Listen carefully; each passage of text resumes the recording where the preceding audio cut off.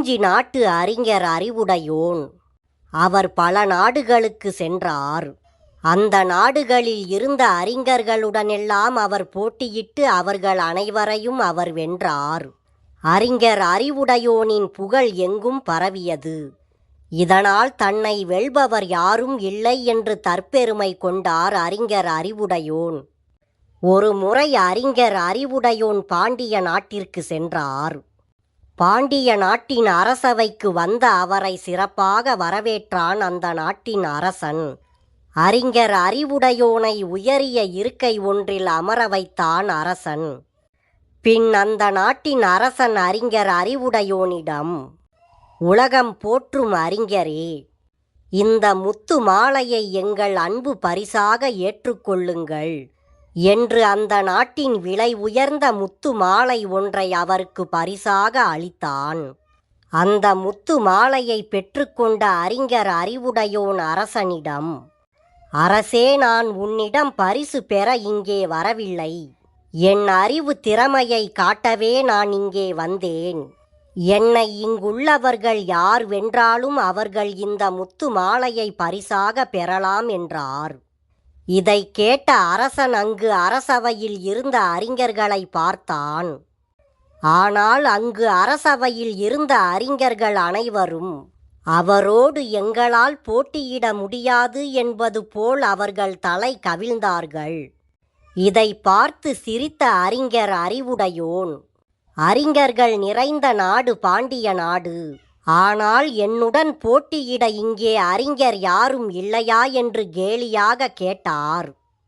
அவருக்கு என்ன பதில் சொல்வது என்று அறியாமல் தவித்தான் அரசன். அப்போது அங்கு இருந்த அரண்மனை கோமாளி எழுந்தான்.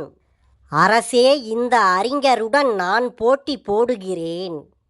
நான் கேட்கும் 6 கேள்விகளுக்கு இவர் தவறான பதிலை சொல்ல வேண்டும்.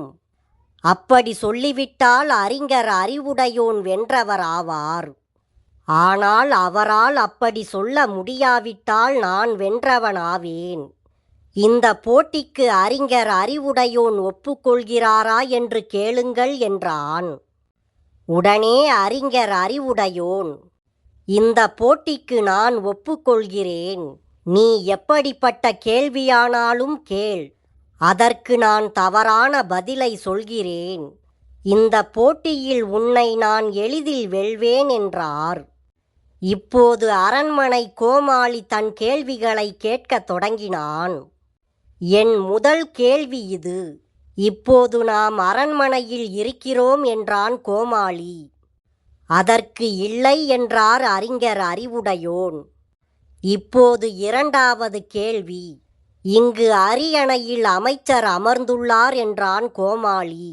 ஆமாம் என்றார் அறிஞர் அறிவுடையோன். இப்போது 3வது கேள்வி. உம்முடைய புகழ் பல நாடுகளிலும் பரவி உள்ளது என்றான் கோமாளி. அதற்கு இல்லை என்று பதில் சொன்னார் அறிஞர் அறிவுடையோன். இப்போது 4வது கேள்வி. அரசர் உமக்கு பரிசாக கொடுத்தது ஒரு மாணிக்க மாலை என்றான் கோமாளி. அதற்கு ஆமாம் என்றார் அறிஞர் அறிவுடையோன். இப்போது 5வது கேள்வி. எதற்கும் தவறான பதிலையே சொல்ல வேண்டும். இதுதானே நமக்கு இடையே இருக்கும் போட்டி என்றான் கோமாளி. அதற்கு இல்லை என்றார் அறிஞர். இந்த பதில்களை கேட்ட கோமாளி மீண்டும் அறிஞர் அறிவுடையோனிடம், நீங்கள் பெரிய அறிஞர்தான். நான் எப்படிப்பட்ட கேள்வியை கேட்டாலும் நீங்கள் தவறான பதிலையே சொல்கிறீர்கள். இப்போது நான் உங்களை எத்தனை கேள்விகள் கேட்டுள்ளேன் என்றான். அதற்கு அறிஞர் அறிவுடையோன், நீ என்னிடம் 5 கேள்வி கேட்டுவிட்டாய். இன்னும் ஒரே ஒரு கேள்விதான். அதன் பின் நான் வெற்றி பெற்று விடுவேன் என்று ஆணவத்துடன் பதில் சொன்னார். இப்போது அரண்மனை கோமாளி அறிஞர் அறிவுடையோனிடம், அறிஞரே, என்னுடைய இந்த கடைசி கேள்விக்கு நீங்கள் சரியான பதிலை சொல்லிவிட்டீர்கள். அதனால் நீங்கள் இந்த போட்டியில் தோற்றுவிட்டீர்கள் என்று சொல்லி சிரித்தான். அப்போதுதான் அறிஞர் அறிவுடையோனுக்கு புரிந்தது, நான் வெற்றி பெறப் போகிறேன் என்ற ஆணவத்தில் தவறு செய்துவிட்டேன். இதை ஒரு கேள்வியாக நினைக்காமல் நான் ஏமாந்து விட்டேனே என்று அவர் வருந்தினார். பின் அரசர் தனக்கு கொடுத்த முத்து மாலையை அறிஞர் அறிவுடையோன் அரண்மனை கோமாளியிடம் தந்துவிட்டு அங்கிருந்து தலை கவிழ்ந்தபடி வெளியே சென்றார். எல்லையே இல்லாத பெரிய கடலும் அகத்திய முனிவரால் பருகப்பட்டு நீரில்லாமல் போனது.